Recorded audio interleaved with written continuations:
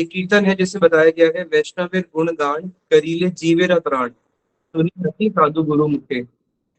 कि हमने गुरु साधु वैष्णव के मुख से सुना है, वैष्णवेर गुण गान करीले जीवेर त्राण। ये एक जीव का त्राण कब होता है, एक जीव का उद्धार कब होता है, जब वो क्या करता है, वैष्णवों का गुणगान गाता है। इसलिए हमारे इस गौड़ीय संप्रदाय के अंदर बहुत महत्वपूर्ण दिया गया है वैष्णव की सेवा को। और वैष्णव सेवा दो प्रकार से होती है। एक वैष्णव सेवा होती है जब हमारे सामने वो वैष्णव प्रकटित है, तो उनकी बपू सेवा करके, सेवा का मतलब होता है उनकी शारीरिक अनेक प्रकार। लेकिन जब वो हमारे सामने अप्रकट हो चुके हैं, हमारे सामने प्रकट नहीं है, उस समय उनकी वाणी सेवा करके ही उनकी सेवा होती है। तो जितने भी लोग श्रीला प्रभुपाद जी के विषय में श्रवण कर रहे हैं, तो ये भी उनकी वाणी सेवा कर रहे हैं, और हम जो कीर्तन कर रहे हैं, ये भी उनकी वाणी सेवा है। और मैंने 2010 में गुरुदेव से एक प्रश्न पूछा था, हमारे गुरुदेव श्रीला पूज्यपाद भक्ति वेदांत शिला नारायण गोसाई महाराज जी से, कि गुरुदेव बपू सेवा और वाणी सेवा में से श्रेष्ठ क्या है। तो हमारे ने बताया था कि दोनों समान है, लेकिन दोनों समान होने पर भी वाणी सेवा का विशिष्ट ज्यादा ही रहेगा। क्यों? क्योंकि वपु सेवा हर कोई नहीं कर सकता। अब एक गुरु है और उनके बहुत सारे शिष्य हैं, कुछ महिला शिष्य भी हैं, सबके लिए संभव नहीं होता सब वपु सेवा कर पाए। लेकिन वाणी सेवा सब कर सकते हैं, और वाणी सेवा जो है, आचार्य के जाने के बाद भी हम उनकी वाणी सेवा कर सकते हैं। तो हम सब लोग प्रस्तुत हुए हैं यहाँ पे उनकी वाणी सेवा करने के लिए, जिनके माध्यम से उनकी सेवा हो जाती है। तो वैष्णवेर गुण गान करीले जीवेर अत्राण, इससे बता रहे हैं कि अगर कोई जीव अपने आप को इस भव सागर से पार कराना चाहता है, भगवत धाम जाना चाहता है, भगवान श्री कृष्ण के चरणार बिंद का रस मकरंद पान करना चाहता है, भगवान बंसी ध्वनि सुनने की अभिलाषा करता है, भगवान श्री कृष्ण के दर्शन करने की अभिलाषा करता है, तो उसको क्या करना चाहिए? वैष्णवेर गुणगान, वैष्णव का गुण। इसलिए हमारे शिला भक्ति विज्ञान भारती गोसाई महाराज जी बोलते थे, वैष्णव नाम लिबा आर किछु ना करीबा, कि मैं तो क्या करूंगा, केवल वैष्णवों का नाम लूंगा और कुछ करूंगा ही नहीं। तो हम लोग परम सौभाग्यवान हैं जो प्रभुपाद जी के विषय में श्रवण करने के लिए मन में उत्कंठा उत्पन्न हुई। हम शुरू करते हैं, पहले भूमिका रचते हैं, ताकि हमें इम्पोर्टेंस पता चले कि हम जिन महापुरुष के बारे में सुनने जा रहे हैं, उसको सुनने से हमें क्या बेनिफिट मिलेगा। पहले बेनिफिट क्या मिलेगा, क्योंकि कुछ भी काम हम करते हैं तो सबसे पहले जीव क्या देखता है कि भाई मेरा इससे बेनिफिट क्या होगा। आपको बताना चाहूंगा, यद्यपि आपके मन में कुछ ना कुछ तो बेनिफिट होगा, आपने सोचा होगा हाँ मुझे ये प्राप्त होगा तभी मैं कोर्स में रजिस्टर कर रहा हूँ, लेकिन आज मैं आपको बताना चाहता हूँ कि आपको क्या वास्तविक इसका बेनिफिट मिलने वाला है। इस जगत में हम लोग पाप और पुण्य, दो ही चीजें अभी तक हमने सुनी है, अरे ये पाप है मत करो, ये पुण्य है ये करो। तो जो पाप और पुण्य दोनों के लिए करे जाते हैं, पाप और पुण्य जो दोनों करे जाते हैं, वो अपनी भोग की वासना को पूर्ण करने के लिए करे जाते हैं। अगर एक व्यक्ति कर रहा है, उसको अपनी भोग की है, उसको ज्यादा पैसे चाहिए, दो पैसे चाहिए, उसके लिए वो पाप करता है। पैसे किस लिए चाहिए? अपनी भोग की वासना को पूर्ण करने के लिए। और अगर कोई पुण्य कर रहा है, तो पुण्य भी किस लिए कर रहा है? पुण्य भी किस लिए कर रहा है? अपनी भोग की वासना को पूरा करने के लिए पुण्य कर रहा है, कि हाँ अगर मैं दान दूंगा तो उससे क्या होगा, मेरा बिजनेस और बढ़ेगा। अगर मैं ये यज्ञ करूंगा, इस यज्ञ करने से क्या होगा, मेरे घर में सुख शांति होगी। तो पाप और पुण्य दोनों का हेतु क्या है? दोनों का हेतु एक ही है, वो है भोग। ये मन शिक्षा में रघुनाथ दास गोस्वामी जी ने बोला तो है कि ना धर्म, भगवत गीता में भगवान कृष्ण ने बोला है, त्रिगिण्य विषय वेदा निस्त्री गुण भव अर्जुना, इस संसार के तीनों गुणों से ऊपर उठो। तो इस जगत में हम जो पाप भी कर रहे हैं और पुण्य भी कर रहे हैं, दोनों का हेतु एक ही है, क्या? की वासनाओं को पूरा करना। अभी जो वासना पूरी करना है, पीछे क्या है, उसकी वासना को पीछे पूरे करने का क्या है? अविद्या। अविद्या किसे कहते हैं, इसको अच्छे से समझेंगे। अविद्या इसे कहते हैं जो नहीं है। है अविद्या। विद्या जो है जिस चीज को एज इट इज जानना, जैसे 1+1 = 2, ये विद्या। थ्री है अविद्या, जो नहीं है। तो सिंपल है, जो चीज हम अपने आप को सब शरीर मान के बैठे हैं। अब कोई भी व्यक्ति अगर अपनी भोग की वासना को पूरा कर रहा है, किस लिए? इस शरीर को संतुष्ट करने के लिए। अच्छी पत्नी चाहिए, अच्छा घर चाहिए, अच्छा धन चाहिए, जो भी चीज चाहिए। इस संसार के जितने भी भोग हैं, जो भोग का केंद्र है, वो केंद्र क्या है? वो केंद्र है ये शरीर, जड़ शरीर, जो हम है ही नहीं, हम है आत्मा। इसको बोलते हैं अविद्या। अविद्या का अर्थ है कि अपने आप को शरीर मान बैठना, ये सबसे बड़ी अविद्या है। इसलिए इस जगत में जितने भी इंटेलिजेंट लोग हैं, जितने भी इंटेलिजेंट लोग हैं, श्रीला स्वामी महाराज जी तो बोलते थे कि जब महाभारत लिखी गई थी हमारे शास्त्रों में, वेद पुराण उपनिषद, फिर लास्ट में महाभारत लिखी गई। महाभारत किसके लिए लिखी गई थी? महाभारत का एक अंश है गीता। भगवत गीता किसके लिए लिखी गई थी? भगवत गीता लिखी गई थी for the people of less intelligent class, जो कि लेस इंटेलिजेंट क्लास के लोग हैं, जो शास्त्रों को नहीं समझ सकते, वेदों को नहीं समझ सकते, उपनिषद को नहीं समझ सकते, पुराणों को नहीं समझ सकते, उनके लिए लिखी गई थी, शूद्रों के लिए लिखी गई थी महाभारत। उसका एक अंश है भगवत गीता। क्यों? उस समय के जो लोग थे, जो लेस इंटेलिजेंट पीपल थे, जो शूद्र थे, वो ताकि गीता को पढ़ के आत्मज्ञान प्राप्त कर सके। और गीता क्या, गीता की शुरुआत ही कहां से होती है? You are not body, you are soul. ये सबसे पहली सोपान ही स्पिरिचुअल लाइफ की ये है कि हम शरीर नहीं, हम आत्मा है, और जिसको हम भूल के बैठे हैं। तो वहां पे श्रील स्वामी महाराज जी बोलते थे कि आज द बिगेस्ट इंटेलिजेंट इस जगत में, जितने भी फिलोसफर्स हैं, इंजीनियर्स हैं, स्कॉलर्स हैं, वो भी इस चीज को नहीं जानते कि हम शरीर नहीं, हम आत्मा है। ये बेसिक अंडरस्टैंडिंग भी उनको नहीं है। तो जिसको ये बेसिक अंडरस्टैंडिंग ही नहीं है, इट मीन्स कि वो इंटेलिजेंस नहीं है, वो क्या है? वो अविद्या में ग्रस्त है। तो हम सब लोगों का जो मूल पाप और पुण्य के पीछे क्या होगा? अपनी भोग की वासना को पूर्ण करना। भोग की वासना क्यों पूर्ण करनी है? अपने आप को शरीर मान के बैठे हैं, तो अपने आप को शरीर मान के बैठे हैं, इसी को बोलते हैं अविद्या। अब अविद्या के पीछे क्या होता है? अविद्या का कारण क्या है? पाप पुण्य का कारण हो गया भोग की वासना, भोग की वासना का कारण हो गया हम अविद्या से ग्रस्त हैं, इसलिए भोग के पीछे भागते हैं। और अविद्या का भी कारण क्या है? अविद्या का कारण है कृष्ण भूली सही जीव अनादिर बहिर्मुख अतएव माया तारे थी संसार दुख। कृष्ण को भूलना। तो इसलिए अगर एक सेंटेंस में बोला जाए कि रूट कॉज क्या है इस जगत में, जितना भी हम सुख और दुख भोग रहे हैं, उसका रूट कॉज क्या है? पाप करोगे तो दुख, पुण्य पुण्य करोगे तो सुख। तो जितने भी दुख और सुख है, पाप और पुण्य है, भोग की वासना है, अविद्या है, उन सबका रूट कॉज क्या है? उन सबका रूट कॉज केवल एक है, और वो है कृष्ण को भूल जाना। हम सब लोगों के जितने भी इस जगत के दुख हैं, वो सारे के सारे दुख क्यों हैं? क्योंकि हम कृष्ण को भूल गए हैं। इसलिए श्रील भक्ति विनोद ठाकुर जी कहते हैं, रूट कॉज को पकड़ लो, क्या कि हम कृष्ण को भूल गए, यही हमारा एक मेन दुख है। जैसे 2000 रुपए के नोट के अंदर 500 का भी है, 100 का भी है, 10 का भी है, उसी प्रकार से रूट कॉज क्या है? कि कृष्ण को भूल गए। तो भक्ति विनोद ठाकुर जी बोलते हैं, तुम ही कृष्णदास कर ले एक विश्वास तार और दुख नहीं। जिस दिन हम ये विश्वास कर लेंगे कि हाँ मैं कृष्ण का दास हूँ, उसी दिन से जीव के सारे दुख खत्म हो जाएंगे, उसका एक किंचित मात्र भी दुख नहीं रहेगा। जिस दिन वो क्या विश्वास कर लेगा कि हाँ मैं कृष्ण का दास हूँ। तो हम कृष्ण को भूल गए, यही हमारा क्या है? सबसे बड़ा दुख है। अब रूट कॉज को हमने पकड़ लिया कि मैं कृष्ण को भूल गया हूँ। अब इसकी रेमेडी क्या है? किसी डॉक्टर के पास जाते हैं, डॉक्टर पहले रूट कॉज पकड़ता है। रूट कॉज क्या है? कि कृष्ण को भूल गए। तो भाई रेमेडी क्या है? इसकी दवाई क्या है? औषधि क्या है? कृष्ण को स्मरण कर लो। लेकिन भाई कृष्ण को स्मरण करे तो करे कैसे? कृष्ण को तो ना हमने कभी देखा, ना हम जानते हैं।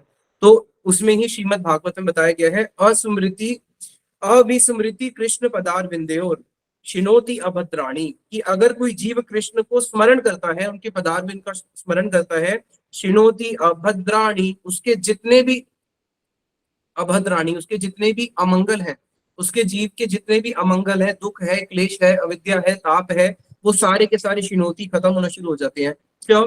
शमम तनोती, और साथ ही साथ में क्या होता है? उसका जो गुड फॉर्चून है वो एक्सपैंड होना शुरू होता है। उसका शमम यानी कि उसका जो मंगल है वो धीरे धीरे आगे विस्तार होना शुरू होता है। अमंगल खत्म होता है, मंगल की वृद्धि होती है।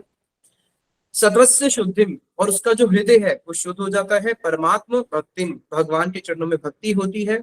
ज्ञान च वैराग्य, ज्ञान च विज्ञान वैराग्य युतम, उसको ज्ञान भी मिल जाता है, केवल ज्ञान नहीं, ज्ञान के साथ में विज्ञान भी मिल जाता है। ज्ञान मतलब होता है जस्ट नॉलेज, विज्ञान मतलब होता है विद एक्सपीरियंस, और संसार से वैराग्य होता है। लेकिन इसका क्रम क्या है? भगवान को तो देखा नहीं, भगवान को स्मरण कैसे करेंगे?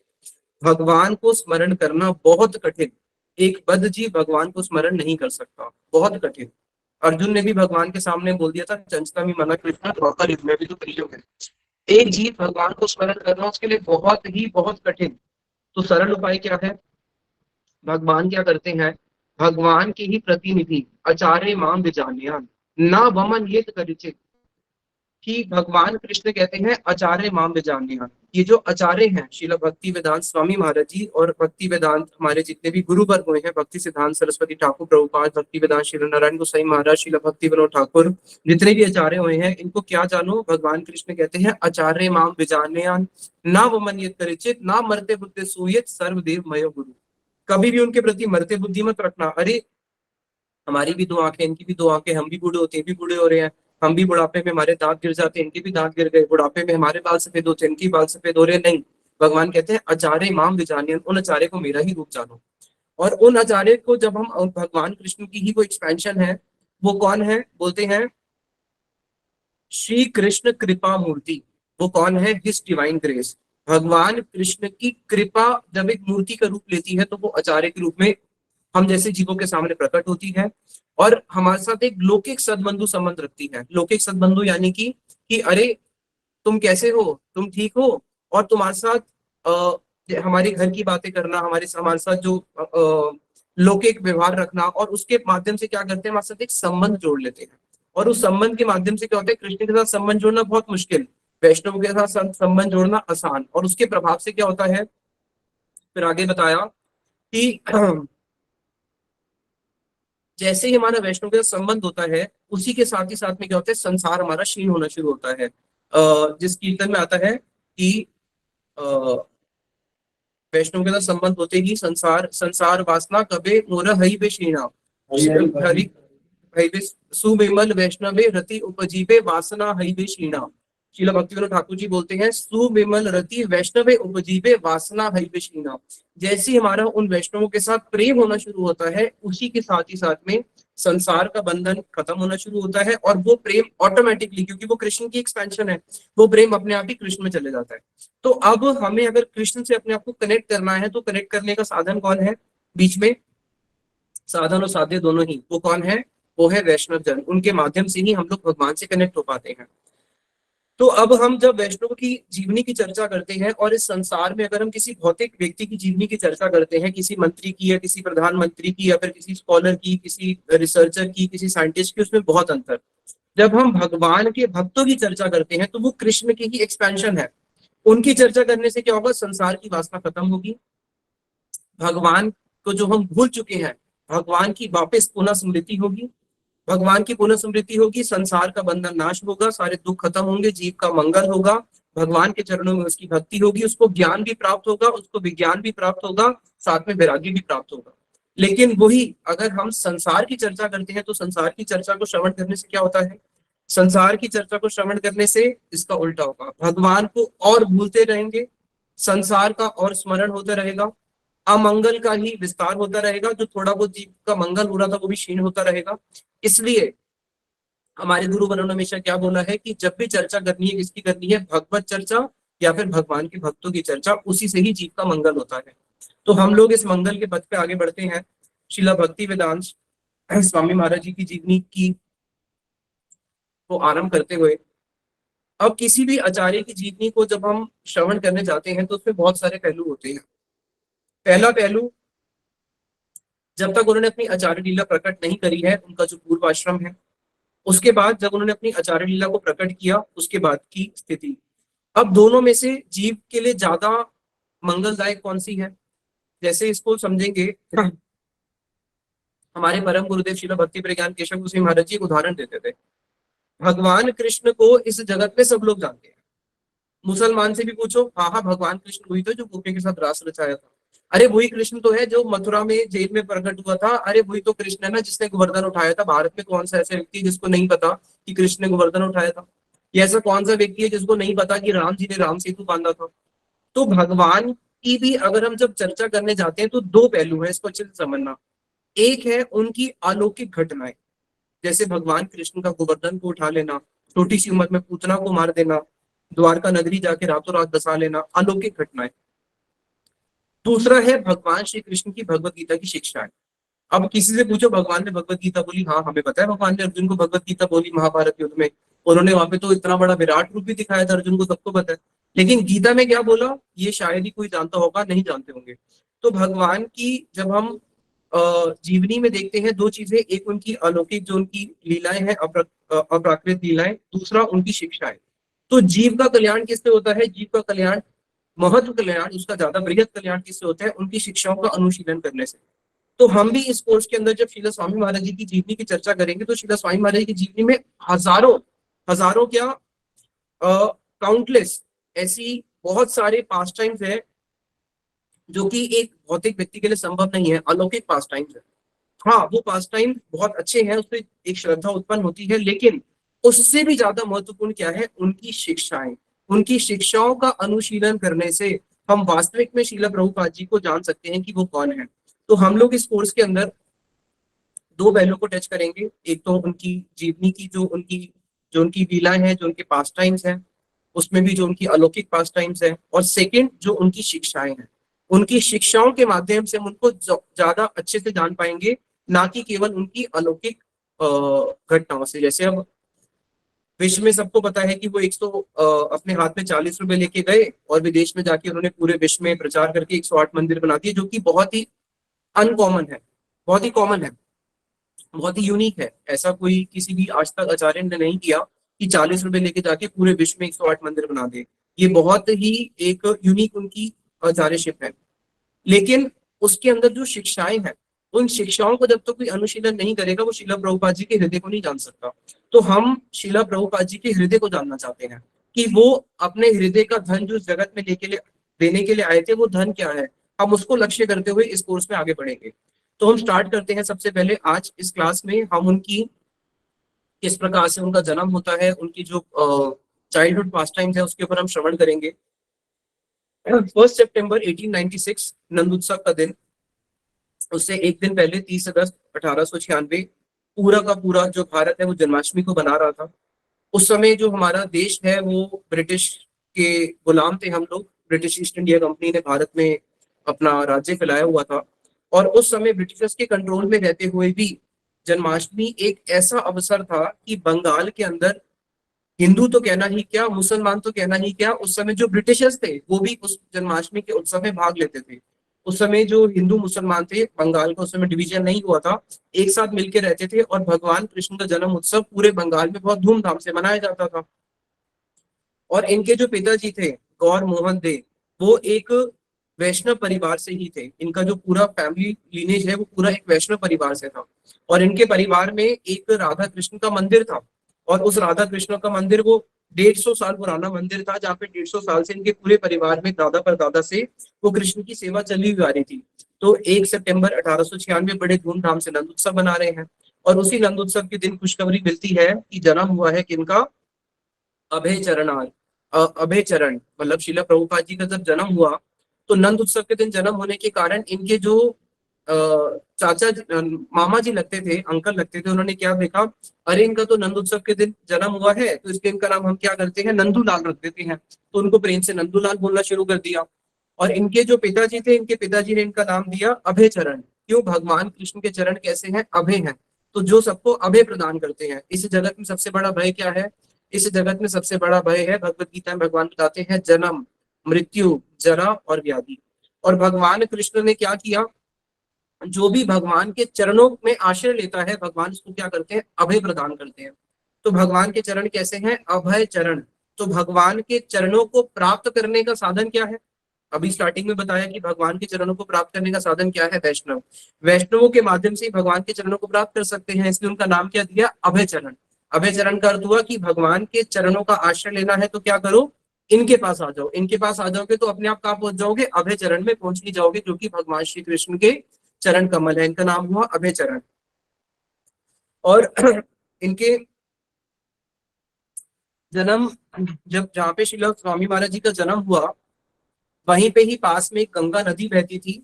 और जैकफ्रूट का जो, जिसको कटहल बोलते हैं, कटहल जैकफ्रूट, उसी के पेड़ के नीचे ही श्रील प्रभुपाद जी का जन्म हुआ। अब जन्म लेने के बाद सबसे पहले क्या होता है, पुराने जमाने में, मतलब आज भी ये हमारे हिंदू के अंदर है, बच्चे का जन्म लेने के साथ ही साथ में एक एस्ट्रोलॉजर के पास जाते हैं। एस्ट्रोलॉजर के पास जाते हैं दो चीजों के लिए, एक तो नामकरण संस्कार के लिए कि इसका नाम दो, और दूसरा उसकी जन्मपत्री बनाने के लिए, बच्चे का जन्म होते ही। तो इनके पिताजी को हुआ कि हाँ, हम सबसे पहले एस्ट्रोलॉजर के पास जाके इनकी जन्म पत्री बनाएंगे। अब जब जन्म पत्री बनाएंगे और एस्ट्रोलॉजर से पूछा इनकी भविष्यवाणी करो, तो एस्ट्रोलॉजर इनकी जन्म पत्री देखते ही उसने सबसे पहले भविष्यवाणी क्या करी, अगर किसी भी बच्चे की भविष्यवाणी करोगे तो क्या करोगे, बड़ा होके ये बनेगा, शादी ऐसे होगी, ये होगा वो होगा। उन्होंने सीधा भविष्यवाणी करी, तो उनकी वृद्ध अवस्था की भविष्यवाणी करने लग गया कि जब ये 70 साल के होंगे। जी कह रहे हैं, अरे बड़ा अजीब एस्ट्रोलॉजर है, एस्ट्रोलॉजर तो भविष्यवाणी करता है शुरुआत से, और ये तो शुरू भविष्यवाणी कहाँ से कर रहा है, बिल्कुल ओल्ड एज से। मतलब जब ये 70 साल के होंगे, 70 साल की उम्र में ये पूरे विश्व में जाके भगवत गीता का, भागवत का प्रचार करेंगे, और पूरा विश्व जो है, पूरा विश्व इन महापुरुष के चरणों का आश्रय ग्रहण करेगा। तो इनके पिताजी, क्योंकि वैष्णव परिवार से ही थे, और इनके पिताजी के मन में बार बार यही इच्छा होती थी कि मुझे एक ऐसा बच्चा मिले जो भागवत का प्रचार कर सके, जो पूरे जगत में जाके भागवत का प्रचार कर सके। और इनके पिताजी की एक इच्छा और होती थी, इनके घर में जब भी कोई साधु आएगा तो क्या करेंगे, घर में छोटा बच्चा है, मेरे बेटे को आशीर्वाद दो। क्या आशीर्वाद दो? कि इसको राधा रानी की कृपा मिले। जो भी साधु आए क्या बोलते थे कि इसको ये आशीर्वाद दो कि इसको राधा रानी की कृपा मिले और ये भागवत का प्रचार करे। तो उनके पिताजी की मन की इच्छा भी यही थी कि मेरे को एक ऐसा पुत्र प्राप्त हो जो भागवत धर्म का प्रचार करे, श्रीमद् भागवतम का, और जिसको सबको बोलते थे इसको राधा रानी की कृपा प्राप्त हो। अब उस समय जो इनका घर था बंगाल में, कलकत्ता में, जहाँ पे इनका जन्म हुआ, तो उस समय जो ब्रिटिशर्स थे, ब्रिटिशर्स की जो राजधानी थी, भारत की राजधानी उस समय कलकत्ता ही थी। तो कलकत्ता के अंदर ब्रिटिशर्स का एक बहुत बड़ा प्रभाव था, क्योंकि जितने भी ब्रिटेन से जितने भी उनके डेलीगेट्स आते थे, जो भी गवर्नर्स आते थे, जो भी डिसीजन होते थे, सारे पूरे भारत के डिसीजन कलकत्ता से होते थे। तो कलकत्ता जो है उस समय ब्रिटिशर्स की एक मेन नगरी बना हुआ था। और कलकत्ता को दो भाग में बांटा हुआ था, एक हो गया सेंट्रल कैलकाटा और एक नॉर्थ कैलकाटा। तो सेंट्रल कैलकाटा तो पूरा ही पूरा ब्रिटिशर्स का वहां पे होल्ड था। जैसे अगर आप दिल्ली देखें तो सेंट्रल दिल्ली में ही पार्लियामेंट और सारा कुछ है, आईटी और वो सब। तो उसी प्रकार से सेंट्रल कैलकाटा पूरा ब्रिटिशर्स के उसमें था, और जो नॉर्थ कैलकाटा था वहां पे ब्रिटिशर्स तो थे ही, और इंडियंस भी ऑफकोर्स रहते ही थे, लेकिन वहां पे ब्रिटिशर्स का इतना हल्ला बोल नहीं था। अब वहीं पे नॉर्थ कैलकाटा में हैरिसन रोड था आई थिंक, जहाँ पे शिला प्रभुपाद जी का घर था। इनके जो पिताजी थे, इनके पिताजी, जैसे एक कास्ट होती है बंगाल में उसको बोलते हैं सुवर्ण वाणिक। ये वाणिक एक मर्चेंट क्लास होती है जो कि बिजनेस क्लास होती है। तो इनके पिताजी उस बिजनेस क्लास से थे जिसमें इनका अपने कपड़े की, इनकी अपनी दुकानें थी, क्लॉथ मर्चेंट थे इनके पिताजी बहुत बड़े। और इनकी वो जो हैरिसन रोड थी जहाँ पे शिला प्रभुपाद जी का घर था, वो पूरी की पूरी रोड के इस पार उस पार के घर सारे के सारे इनके अपने परिवार के ही थे। तो एक बहुत समृद्ध परिवार में शिला प्रभुपाद जी का जन्म हुआ। और इनके ही पूरे परिवार के द्वारा वहां पे पास में ही राधा गोविंद देव जी का मंदिर था। उस पूरी मार्केट में जितनी भी दुकानें थी उससे जो रेंट आता था उससे ही वो पूरे मंदिर का खर्चा चलता था, एक प्रीस्ट आके सेवा करता था। तो वो राधा गोविंद मंदिर के बिल्कुल पास में ही शिला प्रभुपाद जी का जन्म हुआ था। अब आगे धीरे धीरे बढ़ते हुए, जैसे ही शिला प्रभुपाद जी 1.5 साल के होते हैं, 1.5 साल की उम्र में उनको वहां पे टाइफाइड हो गया। और टाइफाइड होने के बाद उनके जो इनके जो पिताजी थे एक डॉक्टर के पास गए। डॉक्टर ने बोला कि देखो आपके बेटे को टाइफाइड हो गया है, तो आपके बेटे को एक चिकन खिलाना पड़ेगा। तो इनके पिताजी बोले चाहे मेरा बेटा मर जाए लेकिन मैं इसको चिकन नहीं खिलाऊं। इनके पिताजी बहुत एक समृद्ध परिवार से थे और साथ में ही एक वैष्णव थे। तो बोले मैं अपने घर में चिकन क्या, हम अपने घर में प्याज लहसुन तक नहीं लेके आते। तो डॉक्टर ने बोला आप एक काम करो, देखो ये औषधि की बात है, आपको अपने घर में चिकन नहीं लेके आना है।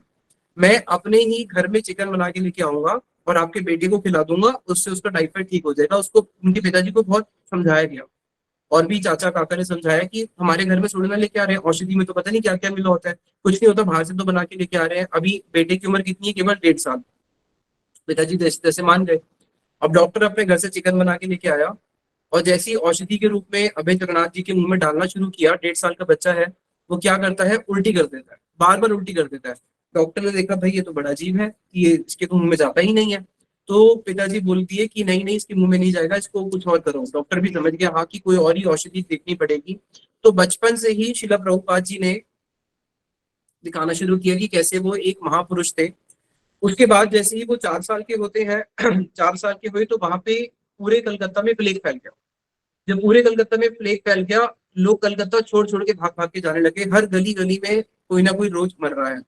अब उतने में ही क्या हुआ, क्योंकि इनके पिताजी वैष्णव कुल से थे, तो एक बाबा जी आए, बोले कि देखो कोई घबराने की जरूरत नहीं है, इस प्लेग को मैं भगा दूंगा। कैसे? हरे कृष्णा कृष्णा कृष्णा हरे हरे, हरे राम राम राम हरे हरे, महामंत्र के माध्यम से। हम केवल पूरे जगह जगत में जाके पूरे कलकत्ता में घूम घूम के एक महामंत्र करेंगे और इस महामंत्र से ही प्लेग भाग जाएगा। तो अभी चल रहा, 4 साल के छोटे से बच्चे हैं और घर में कीर्तन हो रहा है, पूरे गली मोहल्ले में कीर्तन हो रहा है। और क्या कर रहे हैं, इनके पिताजी ने जब ये छोटे थे इनको छोटी अवस्था में ही इनकी मृदंग की क्लासेस लगा दी थी।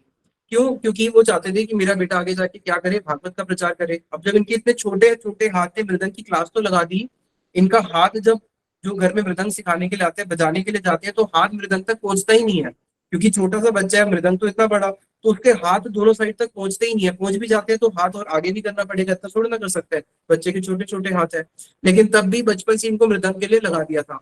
अभी छोटे से हैं, अपने हाथ में करताल लेते हुए, कितनी कितनी बच्चे की उम्र, कितनी, जो 4 साल की उम्र में बच्चा कितना होता है, 1 1.5 फुट का, 2 फुट का, तो छोटे से हैं और भागते भागते हुए सबके साथ आगे भाग भाग के क्या कर रहे हैं, गली गली में भाग भाग के हरे कृष्णा कृष्णा कृष्णा हरे हरे, हरे रामा राम राम हरे हरे, कीर्तन करते हुए नाच रहे हैं। उस प्रकार से कीर्तन के प्रभाव से पूरा प्लेग भी खत्म हो गया। अब इनके पिताजी ने इनको क्या संस्कार दिए वो महत्वपूर्ण है। बचपन से ही, क्योंकि इनके पिताजी एक वैष्णव परिवार में इनका जन्म हुआ, पिताजी शुद्ध वैष्णव थे। जो शिला स्वामी महाराज जी बार बार अपनी कथाओं में बोलते थे, सिंपल लिविंग हाई थिंकिंग, ये उन्होंने अपने पिताजी से सीखा। इनके पिताजी का क्या डेली रूटीन था, इनके पिताजी सुबह 10 बजे से लेके 1 बजे तक 3 घंटे घर में बैठ के पाठ करते थे, जिसमें चैतन्य चरितमृत, भागवतम, भगवत गीता, इन सबका भगवान की सेवा करना। 1 बजे अपनी शॉप पे जाते थे, और रात को भी जल्दी ही शॉप से आ जाते थे, क्लॉथ मर्चेंट थे, और रात को शॉप में क्या करके आते थे, जब आते थे तो अपनी दुकान में एक चावल का बोल बीच में रख के आते थे। क्यों? क्योंकि भाई चूहे तो बहुत होते हैं, चूहे नहीं तो कपड़े काटेंगे, उससे अच्छा चावल ही खा ले। और रात को आने के बाद फिर अपने बेटे को लेके बैठ जाएंगे और उसको गीता, भागवत, चैतन्य चरितमृत रात तक बैठ कर उनसे चर्चा करते रहते थे। इनकी जो अपनी नानी का घर था, वहां पे जब अभय चरणाजी जी जाते थे, तो वहां पे इनकी नानी इनके पास महाभारत लेके बैठ जाएगी और महाभारत को पढ़ते रहेंगे। और जहां पे भी इनको पता चलता था कि हमारे घर के पास में, क्योंकि बंगाल में आज भी आपको पता होगा, वहां पे अष्टपहरी कीर्तन बहुत फेमस है, जगह जगह पे अष्टपहरी कीर्तन होते हैं। वहां पे 24 घंटे महामंत्र होता है, भागवत की क्लासेस होती है, क्योंकि उड़ीसा और बंगाल जो है सांस्कृतिक में वो बहुत रिच है। उड़ीसा के अंदर हर गांव के अंदर भागवत टुंगी है। भागवत टुंगी क्या होता है, हर गांव के मंदिर के बाहर एक टुंगी बनाई जाती है। टुंगी मतलब एक चबूतरा बनाया जाता है, क्योंकि मंदिर छोटा होता है, अंदर लोग नहीं बैठ पाते गांव में, तो बाहर एक चबूतरा बनाया जाता है, चबूतरे के ऊपर माइक लगा होगा, भागवत टुंगी बोलते हैं उसको, जहां पे रोज सुबह और शाम को 1 घंटा भागवत का, श्रीमद भागवतम का पाठ होगा। और उस स्पीकर की जो वॉल्यूम है वो पूरे गांव में जाएगी। और इसको स्पॉन्सर कौन करता है? इसको स्पॉन्सर करती है उड़ीसा की सरकार। उड़ीसा की सरकार हर गांव गांव में भागवत टुंगी बनाती है। क्यों? क्योंकि उनके कल्चर में है कि हमारे हर गांव में भागवत टुंगी होनी चाहिए, जहाँ पे भागवत का पाठ होगा। तो उसी प्रकार से बंगाल के अंदर भी जगह जगह पे भागवत होती है, जैसे आज भी हम देख रहे हैं साप्ताहिक भागवत, जो हम उत्तर भारत में देख रहे हैं।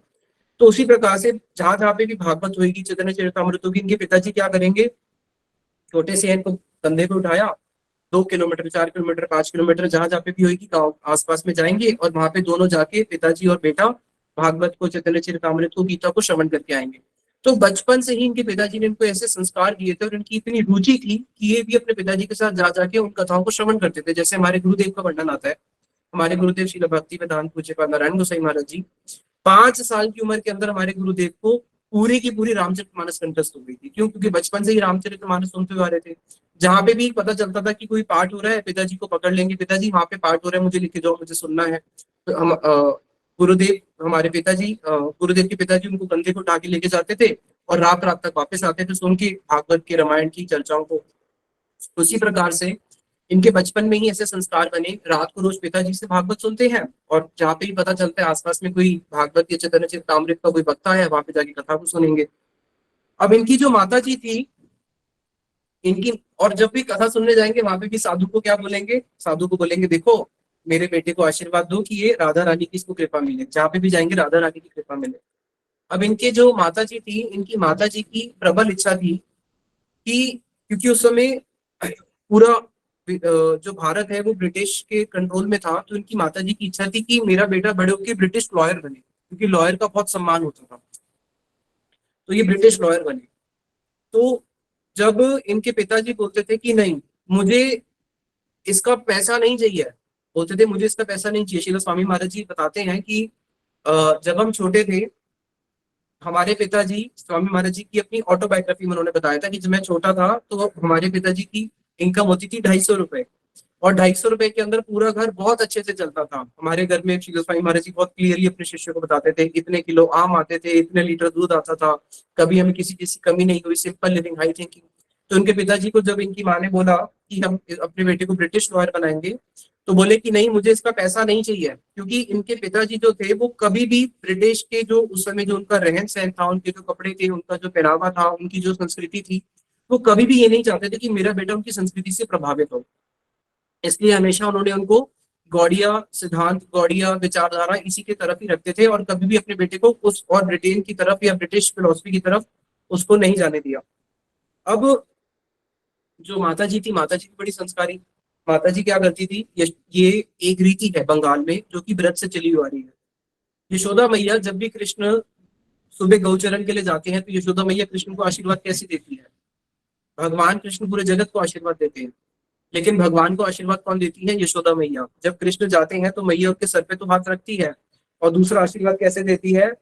अपने छोटी उंगली जो होती है, ऐसे उंगली को ऐसे यहाँ से कस के चबाना साइड के दांतों से, और उस पे हल्का सा थूक लगा देना अपने जीवा की, और उस थूक को फिर अपने पुत्र के सर पे लगा देना। ऐसे यशोदा मैया कृष्ण को आशीर्वाद देती है, अपनी थूक को अपनी जीवा पे छोटी पे लगा के कृष्ण के सर के ऊपर उस थूक को स्पर्श करके। ये माँ का एक आशीर्वाद होता है। तो उसी प्रकार से इनकी जो माता है, इसी प्रकार से उनको आशीर्वाद दिया करती थी। और उनकी माँ ने एक प्रतिज्ञा ली थी कि जब मेरा बेटा होगा, जब मेरा बेटा होगा, और मेरा बेटा होने के बाद मैं क्या करूंगी, मैं बाएं हाथ से खाना खाऊंगी। नॉर्मली क्या होता है, जब भी हम प्रसाद पाते हैं, देखा होगा दाएं हाथ से खाते हैं, और बंगाल और उड़ीसा में तो ये बहुत कॉमन है कि ये दाएं हाथ से खाना खाते हैं, लेफ्ट हैंड से खाना नहीं खाया जाता। तो इनकी माँ का था कि मैं बाएं हाथ से खाऊंगी, लेकिन जिस दिन मेरा बेटा मुझे टोक देगा, उस दिन मैं वापस दाएं हाथ से खाना शुरू कर दूंगी। तो जन्म लेने के कई साल तक तो वो बाएं हाथ से खाती रही। जब 5-6 साल के हुए, इन्होंने एक बार अपनी माँ से पूछा, माँ सब तो दाएं हाथ से खाते, तू ही बाएं हाथ से क्यों खाती है? तो उसने बोला, मैं इसलिए बाएं हाथ से खाती थी, मैं इस दिन का इंतजार करी थी कि कब तो मुझे टोकेगा, क्योंकि मैंने ये प्रण लिया हुआ था कि मैं बाएं हाथ से खाऊंगी जब मेरा बेटा, जब तक मेरे को नहीं बोलेगा। तो इस प्रकार से जो एक संस्कारी जो होते हैं, वो ये सब उनके घर में ही इस टाइप के बहुत सारे संस्कार थे। अब अब आया रथ यात्रा का समय।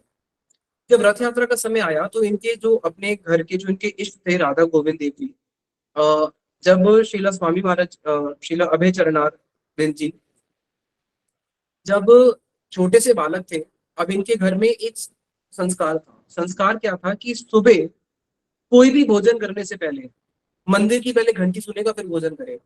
और ये संस्कार आज भी उड़ीसा के बहुत सारे गांव में है। वहां पे क्या होता था, उड़ीसा में या बंगाल में गांव में एक मंदिर होगा, जो ठाकुर जी का मंदिर है। जब सुबह ठाकुर जी भोजन कर लेंगे, तो भोजन करने के बाद एक शंख की ध्वनि आएगी या फिर एक घंटी बजेगी। तब सब में घर में सबको पता चलेगा कि हाँ, अब हम भोजन कर सकते हैं और अपने बच्चों को भोजन दे सकते हैं। नहीं तो उससे पहले अपने बच्चों को भी भोजन देना नहीं। क्यों? क्योंकि अभी ठाकुर जी का भोजन नहीं हुआ। तो उसी प्रकार से इनके घर के संस्कार थे कि सुबह इनके घर घर से क्या करना है, सुबह जाना है और जाके राधा गोविंद देव जी के दर्शन करने हैं। तो उन राधा गोविंद देव जी के दर्शन करने के लिए गोल्डन फॉर्म में राधा गोविंद देव जी के वहां पे अष्ट धातु के शिव विग्रह थे। तो वहां पे दर्शन करने के लिए बहुत सारे लोग आते थे, बहुत सारे लोग। और शिला स्वामी महाराज जी बोलते हैं कि जब मैं सुबह उठता भी था, तो मैं घर में उठता कैसे था, हमारे पिताजी सुबह घर में घंटी बजा रहे होते थे, तो आरती की, जो घर में घर के जो शिव विग्रह हैं। और जब हमारी आंख खुलती थी, तो आंख खुलती ही हम सबसे पहले क्या देखते थे कि हमारे पिताजी जो है ऐसे हाथ जोड़ के घर के ठाकुर जी के सामने खड़े हुए हैं। और फिर हम भी क्या करेंगे, जो पिताजी कर रहे हैं, उठ के ठाकुर जी को हाथ जोड़ेंगे, नहा धो के फिर मंदिर में दर्शन करने जाएंगे। जब शिला स्वामी महाराज जी मंदिर में दर्शन करने जाते थे, इतनी छोटी अवस्था के अंदर भी, अब जब वो वहां पे मंदिर में खड़े होकर दर्शन कर रहे हैं, इतने सारे लोग आ रहे हैं, जा रहे हैं, दर्शन करके जाते जा रहे हैं, लेकिन ये वहां पे ठाकुर जी के दर्शन करके इनको इतना आनंद आता था कि जो पूरी की पूरी आरती देखने के बाद भी ये वहीं पे खड़े रहेंगे और बस ठाकुर जी को बस घूरते रहेंगे, केवल घूरते रहेंगे कि इतने सुंदर ठाकुर जी। और घंटों घंटों खड़े होकर वहीं पे द्वार पे खड़े होकर ठाकुर जी के दर्शन करते रहते थे। अब उसी क्रम में फिर आगे रथ यात्रा का समय आता है। जब रथ यात्रा का समय आया, तो इनके परिवार में बहुत बड़ी रथ यात्रा का ऑर्गेनाइज होता था कलकत्ता में, इसी हैरिसन रोड पे ही। अब ये छोटे से बालक थे, इनके मन में आया कि नहीं, मेरे को अपनी रथ यात्रा अलग से निकालनी है, मुझे भी अपना अलग से रथ चाहिए। जैसे बच्चे होते हैं, लड़ते हैं ना कि हमें खिलौने चाहिए। तो अपने पिताजी से इन्होंने जिद पकड़ ली कि मेरे को रथ यात्रा के लिए अलग से रथ चाहिए और मैं जगन्नाथ जी की रथ यात्रा निकालूंगा। अब पिताजी इनको मार्केट में 2-3-4 जगह लेके गए। अब कहीं पे भी लेके जाए तो लकड़ी बहुत महंगी, कारपेंटर बहुत महंगा, इतना बजट होता नहीं है। अभी रोने लग गए कि नहीं, मुझे तो रथ चाहिए। अब करते करते एक जब वापस आ रहे थे रोते हुए, तो इनको एक गुड़िया मिल गई। बोली, अरे आपका बेटा इतना रोता क्यों है? अरे रोता क्यों क्या है, इसको रथ चाहिए, अब मार्केट में इतना महंगा लकड़ी, इतना महंगे कारीगर, मैं कहाँ से रथ ला के दूं? उसकी बुढ़िया ने बोला कुछ नहीं होता, मेरे पास एक रथ पड़ा है, मैं दे देती हूँ, देखो अगर तुम्हारे काम आ जाए। पिताजी गए बेटे के साथ, देखा अरे ये रथ तो बढ़िया है, हमारे काम आ जाएगा। उसको लिया और उसको लेके पेंट करना, पॉलिश करना, ऊपर जो चंदुआ होता है चंदुआ लगाना, जैसे जगन्नाथ जी का रथ रथ होता है उसी प्रकार से कॉपी करके छोटे से बच्चे हैं क्या कर रहे हैं, उस रथ को बना रहे हैं। अब उस रथ को बनाने के बाद अपने सारे परिवार में आसपास में सब लोगों को बुला के इन्होंने बहुत सुंदर रथ यात्रा निकाला। और जैसे जैसे जगन्नाथ जी के रथ के कस्टम होते हैं, सेम उसी को ही कॉपी करने का प्रयास किया कि हम भी वैसे ही रथ निकालेंगे। पूरा कीर्तन करते हुए रथ को निकालते हुए, फिर जैसे रथ जाके 8 दिन रुक जाता है, उसी प्रकार से 8 दिन तक इनके परिवार की तरफ से ही रोज जगन्नाथ जी का प्रसाद बनेगा और सबको वितरण होगा। 8 दिन तक पूरा रथ निकाला और बड़े धूमधाम से श्रील प्रभुपाद जी इस रथ यात्रा को बचपन से ही हर साल निकालते थे। अब जैसे ही थोड़े बड़े हुए, 6 साल के, अब 6 साल के मन में इनकी इच्छा हुई कि अरे जब सब लोग ठाकुर जी की सेवा करते हैं, मैं रोज मंदिर जाता हूँ, देखता हूँ पुजारी जी ठाकुर जी को आरती भी करता है, पुजारी जी ठाकुर जी को भोग भी लगाता है, उनको फूलों की माला भी पहनाता है, उनके आगे आरती गाता भी है, तो मैं भी ये सब करूंगा, मैं भी पुजारी बनूंगा। अब छोटे से हैं घर में तो ठाकुर जी की पूजा तो नहीं कर सकते बड़े वाले मंदिर में जाके। तो पिताजी से जिद पकड़ ली। पिताजी देखो बात ऐसी है कि मुझे भी एक ठाकुर जी के बिगड़े लाके दो। पिताजी अब छोटा बालक है और देखा इसके अंदर उत्कंठा है, भगवान की सेवा करना चाहता है, तो पिताजी बड़े आनंदित हुए। और पिताजी ने भी क्या किया, इनको लाके एक ठाकुर जी के श्री विग्रह दे दिए और उसी ठाकुर जी के श्री विग्रह की इन्होंने सेवा करनी शुरू कर दी। और ठाकुर जी की सेवा करते करते इनके मन में आया भी मेरे को वृंदावन भी जाना है। छोटे से बालक थे, तो स्टेशन जाएंगे और स्टेशन में जाके पूछेंगे कि वृंदावन का टिकट का कितना पैसा लगता है, और फिर आके अपने पास पैसे गिनेंगे, मेरे पास कितने पैसे हैं। ऐसे कई बार करते थे कि अरे मेरे पास तो इतने पैसे हैं, वृंदावन के लिए तो इतने लगते हैं, इतने कहाँ से आएंगे। छोटे से बच्चे थे और इस चीजों को इतना वो ना करते हुए बस कैलकुलेशन किया और ठाकुर जी के अब अपने घर में रह के प्रीति से सेवा करने लगे। अब जब 8 साल के हुए, अब आया समय स्कूल जाने का। अब जब स्कूल जाने का समय आया 8 साल की उम्र में, तो आ गया इनको बुखार, रोने लगे, झगड़ने लगे कि नहीं नहीं स्कूल नहीं जाना, स्कूल नहीं जाना। माता जी ने बोला नहीं, पिताजी को बोल दूंगी, पिताजी बोले नहीं स्कूल तो जाना है। अब अगले दिन जब जिस दिन स्कूल जाएंगे तो बुखार आ गया। तो इतने थोड़े शरारती भी थे शीला अभय शरणाथ जी। तो अब जब स्कूल जाने के लिए नहीं करेंगे, जिद करेंगे, तो एक इनके पिताजी ने एक व्यक्ति को रखा था, जो व्यक्ति 4 रुपए लेता था और इनको जबरदस्ती स्कूल लेके जाता था और टीचर के पास छोड़ के आता था और वापस फिर वापस लेके आता था। तो जैसे तैसे इनका फिर स्कूल में जाना स्टार्ट हुआ। लेकिन बचपन से ही जो पिताजी ने संस्कार दिए थे वो बने रहे। अब आगे कुछ ही सालों के बाद जब ये 16 साल के हुए, तो 16 साल की उम्र में ही इनकी जो माता जी थी वो गुजर जाती हैं एट द एज ऑफ 46। और ये परिवार के लिए एक बहुत बड़ा झटका लगा और इनकी 3 बहनें भी थी, उनको भी बहुत बड़ा वो लगा। और वही उम्र थी जब उनको फिर आगे कॉलेज जाना था। अब वहां पे उस समय कलकत्ता में 2 कॉलेज थे, एक स्कॉटिश कॉलेज था, एक प्रेसिडेंसी कॉलेज था, और दोनों ही ब्रिटेन के अंडर में थे। तो उन्होंने स्कॉटिश कॉलेज में एडमिशन लिया और वहां पे एडमिशन लेने के बाद इन्होंने पहले साल तो इंग्लिश और संस्कृत पढ़ी, दूसरे ईयर इन्होंने संस्कृत और फिलोसफी पढ़ी और थर्ड ईयर फिलोसफी और इकोनॉमिक्स इन्होंने कंप्लीट करी। और कॉलेज में जब इनका वहां पे एडमिशन हुआ तो वहां पे पूरी की पूरी जो फिलोसफी पढ़ाई जाती थी, वो पूरी की पूरी फिलोसफी ऐसी पढ़ाई जाती थी कि जिसके अंदर बताया जाता था, उनके टीचर्स बोलते थे, ये बात श्रील प्रभुपाद जी ने लिखा है, you should never expect independence. तुम कभी भी इंडिपेंडेंस एक्सपेक्ट मत करना, क्योंकि उस समय क्या था, भारत में इंडिपेंडेंस मूवमेंट, स्वराज मूवमेंट चल रहा था। You can not rule, you can only work like asses, that's all. तुम केवल गधे की तरह काम कर सकते हो, तुम कभी रूल नहीं कर सकते, इसलिए कभी भी इंडिपेंडेंस की आशा मत करना। और जिस कॉलेज में जब ये पढ़ रहे थे, वहां से कॉलेज के अंदर इतना प्रभाव था ब्रिटिशर्स का कि जो ब्रिटिशर्स के बच्चे अगर वहां पे कुछ पढ़ रहे हैं तो उनके साथ सोशल डिस्टेंस मेंटेन होगा।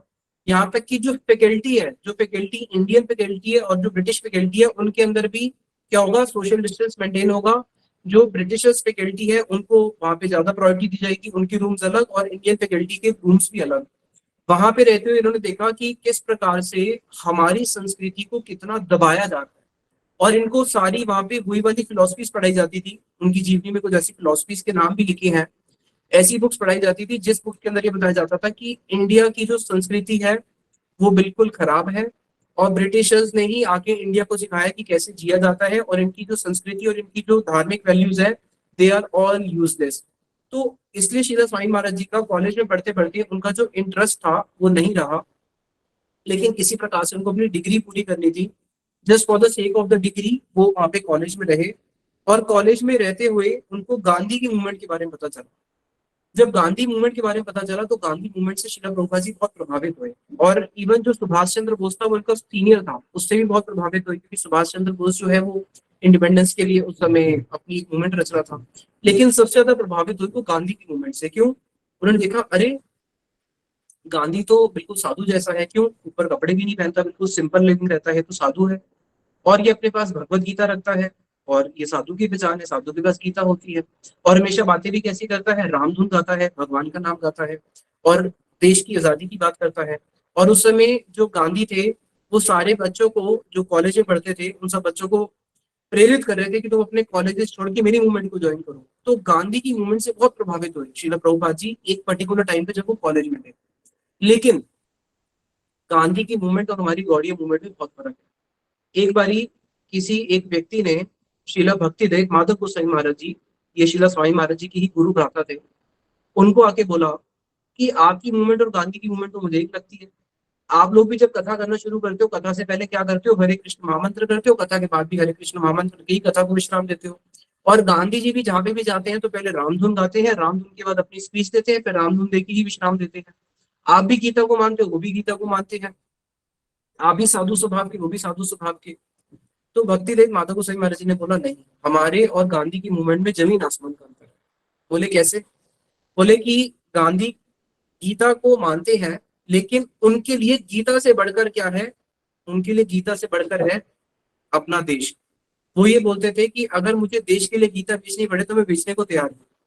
लेकिन हमारे लिए उल्टा था, गौड़ीय वैष्णवों के लिए क्या है कि हम लोग सब कुछ छोड़ सकते हैं, लेकिन हम लोग भगवान को नहीं छोड़ सकते। देश को भी छोड़ सकते हैं लेकिन भगवान को नहीं छोड़ सकते। हमारे लिए भगवान ऊपर है, देश सेकेंडरी है। और उनके लिए क्या था, गांधी के लिए भगवान सेकेंडरी, देश फर्स्ट था।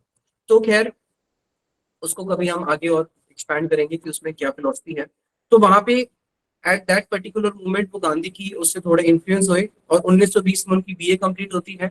और उनकी कॉलेज कंप्लीट होने से पहले ही उनके पिताजी ने उनका विवाह भी रच दिया था 18 या 19 साल की उम्र में। क्योंकि बंगाल में इनकी जो तीन बहनें थी, पहली वाली का विवाह कर दिया था इन्होंने 9 साल की उम्र में। इनके पिताजी ने दूसरी कन्या का विवाह कर दिया था 12 साल की उम्र में।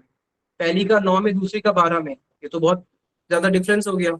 उसका लेट मैरिज हुआ, जिसका 12 में हुआ उसका लेट मैरिज हुआ। कैसे? इनकी जो माता जी है, जब वो 11 साल की हो गई थी तो इनकी माता जी बोली देखो हमारी बेटी 11 साल की हो गई है, अभी तक आपने शादी नहीं किया, अब आप इसका जल्दी शादी दे दो नहीं तो मैं आत्महत्या कर लूंगी। तो इनके पिताजी ने ढूंढते ढूंढते 12 साल में दूसरी वाली बेटी का शादी किया था, और तीसरी वाली का भी 11 में ही कर दिया था। क्योंकि बंगाल में उस समय 11-12 की उम्र में, 10-11-12 मैक्सिमम 12 की उम्र में शादी हो जाती थी। आज भी बंगाल में कहावत है 20 को बोलते हैं कुड़ी, 20 को वहां पे कुड़ी बोला जाता है 20 को।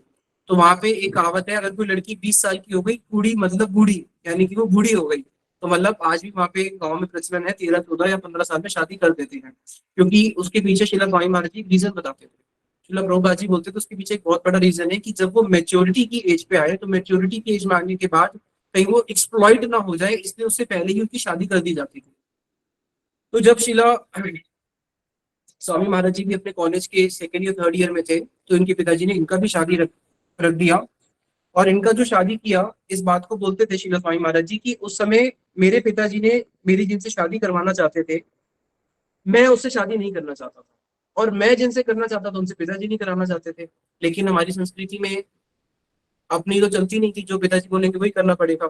तो मैंने अपने पिताजी की मान ली कि जिससे पिताजी ने शादी करने को बोला मैंने उसी से किया। और उसके बाद थोड़ा रिग्रेट भी हुआ, क्योंकि आपको पता होगा उनकी अपनी वाइफ के साथ नहीं बनती थी। तो उनको बहुत रिग्रेट हुआ कि अरे पिताजी ने कहाँ शादी कर दी, कहाँ मैं करना चाहता था। लेकिन वो सारे के सारे रिग्रेट जो थे उनको तब बाद में पता चला। स्वामी महाराज जी बोलते थे कि कैसे बड़ों की बात मानने से ही कल्याण होता है, कि आज मेरे को भगवान में वाइफ ऐसी थी जो मेरे अनुकूल नहीं प्रतिकूल थी, और उसके प्रतिकूल होने के कारण ही मैं संसार को बहुत इजीली छोड़ पाया। अगर अनुकूल होती तो संसार छोड़ना बहुत मुश्किल होता। इसलिए मैं देखता हूँ कि अच्छा हुआ जब मैं कॉलेज की उम्र में था मैं जिससे शादी करना चाहता था अच्छा हुआ उससे मैंने नहीं करी, और जिससे पिताजी कराना चाहते थे मैंने उसी से ही करी, उसका फल मुझे आज पता चल रहा है। तो राधा रानी दत्ता उसका नाम था, उससे उनका कम उम्र में शादी हो गया, और उस समय उस लड़की की उम्र केवल 11 साल। अब इनकी इच्छा थी कि मैं कॉलेज में जब ये फाइनल ईयर में आए, फाइनल ईयर में आते आते वो कॉलेज की पढ़ाई से इतने एलर्जेटिक हो चुके थे कि नहीं, कि मुझे ये कुछ सब पढ़ना ही नहीं है, but just for the sake of the degree, और पिताजी के प्रेशर के लिए उनको डिग्री लेनी थी। लेकिन वो उस माहौल से और उस पढ़ाई से बहुत वो हो चुके थे कि नहीं, यहाँ तो सारा कुछ अधर्म सिखाया जाता है, कोई भी ऐसी चीज नहीं सिखाई जाती जो धार्मिक हो, और कोई भी ऐसी चीज नहीं सिखाई जाती जो जो एक सज्जन के लिए वास्तविक हो। सारी से डिप्लोमेट कैसे बनो, रेस्ट्रिकेट कैसे बनो, कैसे ये करो कैसे वो करो, तो उन सारी पढ़ाई से वो पहले ही उदासीन हो चुके थे। किसी प्रकार से उन्होंने डिग्री पूरी करी, लेकिन कॉलेज में डिग्री पूरी करते करते इनके पिताजी को एक डर लगा। इनके पिताजी को डर लगा कि ब्रिटिशर्स के साथ जा रहे हैं, उसी कॉलेज में पढ़ रहे हैं, कहीं उनके संस्कार इसके ऊपर प्रभावित ना हो जाए। लेकिन बचपन से ही इनकी रूट इतनी स्ट्रांग थी कि उनके उनका कोई भी असर इनके ऊपर नहीं पड़ा। अब उतने में ही क्या हुआ, जब ये 6 साल के थे, इन्होंने अपने पिताजी से जिद करके एक ठाकुर जी के विग्रह मांगे थे कि मैं उनकी सेवा करूंगा। जब कॉलेज लाइफ में गए थे, दादाजी के जाने के बाद उन विग्रह को उन्होंने ट्रंक में बंद कर दिया। तो ठाकुर जी इनके सपने में आते हैं, बोलते हैं अरे तुम तो खुद कॉलेज में पढ़ रहे हो और मुझे ट्रंक में बंद करके रखा हुआ है। अरे जब मेरी सेवा ही करनी नहीं थी तो मुझे लिया क्यों था। तो वहां पे इनको रिप्रेंट हुआ कि नहीं, मेरे को तो ठाकुर जी की वापस सेवा करनी है। तो उन्होंने ट्रंक खोल के वापस से अपने ठाकुर जी की सेवा शुरू करी। और कॉलेज खत्म होने के साथ ही साथ इन्होंने पिताजी को बोला कि मेरी बचपन से इच्छा थी कि मैं वृंदावन जाना चाहता था और जगन्नाथपुरी भी जाना चाहता था, अब मेरे को एक जगह पे तो जाना है। तो कॉलेज खत्म करने के बाद सबसे पहले वो जगन्नाथपुरी गए। जब जगन्नाथपुरी दर्शन करने के लिए गए, तो वहां पे इनके पिताजी ने एक लेटर लिख के दिया था किसी नॉन फ्रेंड के थ्रू, नॉन फ्रेंड को, कि यहाँ पे ये आएंगे और उनका रहने का खाने का वो सब बंदोबस्त। तो जैसे ही वहां पे पहुंचते हैं, पुरी में जगन्नाथ जी के दर्शन करते हैं, और उस जो पिताजी ने लेटर दिया था अपने कॉमन फ्रेंड के पास गए, तो उसने इनको बहुत अच्छा मील सर्व किया। जब ये मील खा रहे थे, मील खाते खाते उन्होंने देखा इसमें ये मोटा मोटा क्या है, पूछा ये क्या है, बोले तो मांस है, मीट है। तो एकदम से उन्होंने उल्टी कर दी।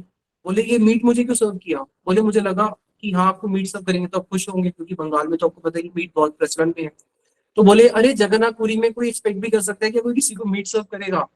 तो वो भी बहुत किसी प्रकार से श्री स्वामी महाराज जी ने उनसे माफी मांगी, और फिर वहां से वो अपना निकले। और जब वो पुरी में रहे, तो पुरी में रहते रहते उन्होंने एक चीज विटनेस करी। क्या विटनेस करी, बचपन से इनके घर में बहुत सारे साधुज आते थे, बचपन से। और इनके घर में बहुत सारे साधुज नहीं, बहुत सारे योगीज भी आते थे। इवन जब इनके अपने कुल गुरु ने जब इनको दीक्षा दिया था, इनके कुल गुरु ने जब इनको दीक्षा दिया, तो इनके कुल गुरु ने बोला बोलो तुम्हें क्या चाहिए। वो एक बहुत बड़ा योगी था। तो इनके पिताजी ने बोला कि हमें अनार चाहिए। तो उसने क्या किया, ऐसे हवा में से ऐसे अनार लेके आया और अनार दे दिए, लो अनार खाओ। साथ वाले रूम में जाके देखो सारे अनार ही अनार पड़े हैं, रूम में जाके साथ वाले देखो तो सारे अनार ही अनार पड़े हैं। तो इन्होंने बहुत सारे योगियों को भी देखा था। एक ऐसे योगी को देखा था जब छोटे थे, उसको बस्ते में डाल के बंद करके बस्ते को गांठ मार दिया, बस्ते बोरी को, और बोरी को एक डब्बे में डाल दिया, डब्बे के बाहर ताला लगा दिया, और वो बाहर खड़ा है। तो ऐसे बहुत सारे योगी उस समय बंगाल में थे, और इन शिला प्रभुपाद जी ने ऐसे बहुत सारे योगियों को देखा बचपन से। इन्होंने बहुत सारे ऐसे साधुओं को भी देखा जो घर में आते थे, सिगरेट पीते थे, बीड़ी पीते थे। इनके पिताजी तब भी उनको कुछ ना कुछ देते थे। इनके घर में रोज कोई ना कोई साधु आता था भोजन करने के लिए। बचपन से इतने सारे साधुओं को देखा, और जब पुरी में गए तो पुरी में जाके भी देखा कि साधु लोग सिगरेट पीते हैं, करते हैं, वो करते हैं। तो इनका उस तरफ उन साधु के प्रति इनका जो इंटरेस्ट है वो खत्म हो चुका था। इसलिए जब इनके कॉलेज फ्रेंड ने इनको बोला था कि चलो चलो, भक्ति सिद्धांत सरस्वती ठाकुर प्रभुपाद जी बहुत बड़े साधु आए हैं मिलने के लिए, तो इनका साधु के प्रति एक इंटरेस्ट वो खत्म हो चुका था, साधु की इन सारी चीजों को देख के। और योगी की उन एक्टिविटीज के प्रति कभी भी इनका वो इंटरेस्ट हुआ नहीं। अगर कोई योगी आए और चमत्कार दिखा दे तो दुनिया उसके पीछे पागल हो जाती है, चमत्कार को नमस्कार। कहीं छोटा सा भी चमत्कार दिख जाए तो वहां लाखों लोगों की भीड़ इकट्ठी हो जाएगी। लेकिन जो भागवत धर्म में प्रतिष्ठित है, गीता में प्रतिष्ठित है, चैतन्य चरितमृत बचपन से सुनता हुआ आ रहा है, उसको कभी भी चमत्कार, उसके हृदय के अंदर कोई चमत्कार पैदा नहीं कर सकते। चमत्कार को कभी भी वैल्यूज नहीं देगा। इसलिए कभी उन्होंने उन योगीज के प्रति भी इनका हृदय गया ही नहीं। अब जब पुरी में कुछ दिन रुक गए और वहां से वापस जब आते हैं, तो इनकी जो पत्नी थी, इनकी पत्नी रोने लगी। आके बोला रोती क्यों हो। बोला मुझे सबने बोला था कि तुम्हारे पति तो सन्यासी हो गए, वो तुम्हें छोड़ के चले गए। तो मन ही मन में सोच रहे वो अभी छोड़ी ना, वो तो बहुत बात की बात है। तो खैर उन्होंने बोला नहीं नहीं ऐसा कुछ नहीं है, मैं तो पूरी में 2-4 दिन के लिए गया था, 2-4 दिन एक्स्ट्रा रुक गया। इस प्रकार से उनकी कॉलेज लाइफ पूरी होती है, उनका बचपना पूरा होता है। अब हम आगे बढ़ेंगे नेक्स्ट क्लास में कि किस प्रकार से वो अपने गृहस्थ जीवन में आगे बढ़ते हैं, किस प्रकार से उनके आगे बिजनेस होता है, बच्चे होते हैं, और किस प्रकार से वो अपनी फर्स्ट मीटिंग में गुरुदेव से मिलते हैं, कैसे वो अभी तक साधु के प्रति उनका इंटरेस्ट खत्म हो चुका है, और कैसे एक ही मीटिंग में उस साधु के लिए अपना जीवन भी देने के लिए तैयार हो जाते हैं, उसको हम आने वाली क्लासेस में सुनेंगे।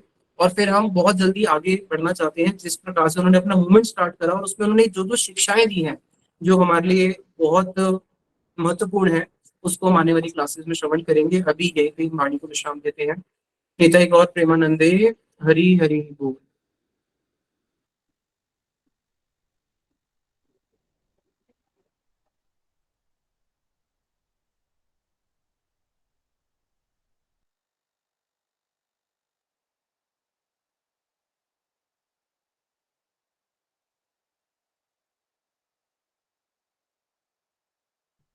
हरे कृष्णा प्रभु। हरे कृष्णा प्रभु, दंडवत प्रणाम। हरे कृष्णा प्रभु दंडवत प्रणाम। हरे कृष्णा प्रभु दंडवत प्रणाम। हरे कृष्णा प्रभु जी दंडवत हरे प्रणाम। कृष्णा प्रभु जी दंडवत प्रणाम। हरे कृष्णा प्रभु जी दंडवत प्रणाम। हरे कृष्णा प्रभु जी